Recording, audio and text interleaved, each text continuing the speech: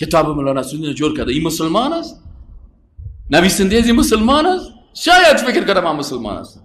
عکس یک مولوی رو آورده، ریش کلان داره، لنگیش لنگی مولا. خوبی کتاب من خریدم، آوردم، اکثرش تحقیق کردم.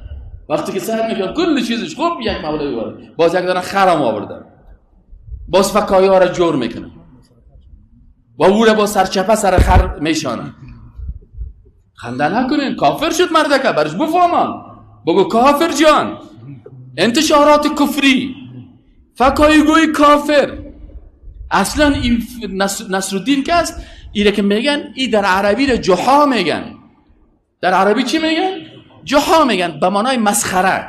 در ترکیه ایره خوجه نصرالدین میگن. انگلیس ها که در افغانستان آمدن گفت یا علمای خود بگید سر علمایشان را خند بزنید. خوجه نصرالدین، جحا نصرالدین، به چی تبدیل کردن؟ امور انجینیر میگفتی، دکتر نصرالدین میگفتی، خیر از کافر نمیشدی. من منظورم نیستی چی است.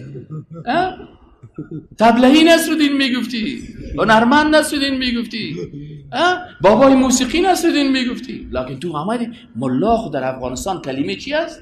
برای کی گفته میشه؟ برای کسی که او عالم دین است. با وجود است که ما مثلا در 15 شرایط هستیم، رتبای کتا کتا داریم، پوهنوال و پوهندو، یه پای ما در کجا است؟ در پوهندون است. اما در بیرون که میریم کلگی میگم ملا ظاهر صاحب خوب هستی؟ اینه ولی که در شریعت دکتران بگیرید در پیش مردم ها چی هستن؟ ملا صاحب خوب هستی؟ ملا ظاهر جان مرمون در اون طرف کوک است، کلش ملا ظاهر میگن. اینا به خاطر ازی که ما چی نخواندیم؟ شرایط. اینا هر کسی که دین خوانده، قرآن خوانده، حدیث خوانده، از این خاطر استهزاء. و او شودگان براتون گفتم که دمی که میگه مثلا در آسمان یک دونه ملائکه هست، همین ملائکه‌ای که امشب میاد بشرمانیش. این تومت میکنه. در آسمان یک تا ملائکه سر الله تومت میکنه. الله خبر داده در قرآن. ملائکه خب مربوط غیب است. در دستش دول است. او بچه دول چی؟ او ملائکه نیست، او بابا کلان خودت است که در دستش دول است. تو غلط کردی. نمیگه که بابا کلان ما یک دول داشت، هر جایی که مولا را میدید دول میزد. خب مولا میرفت نگاه بسته کردن، بابا کلان از این دول چی بود؟ این قصه را گرفت جور کرد، سر ملائکه تومت کرد. اگر میگه بابا کلان ما دول چیست؟ فاسق میشه. اما این کافر میشه.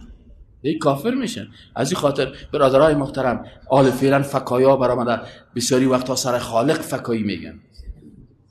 ما شنیدیم یک روز یک کس میگم گفتم دیاد کو برادر کافر میشی. نه یک مسخره. او برادر نکو که کافر میشی.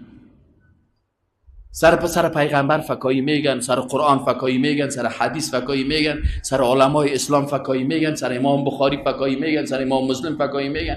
بسیار این همیا سب چی میشن؟ این بسیاری وقتا یا چی میشن؟ یا در کفر و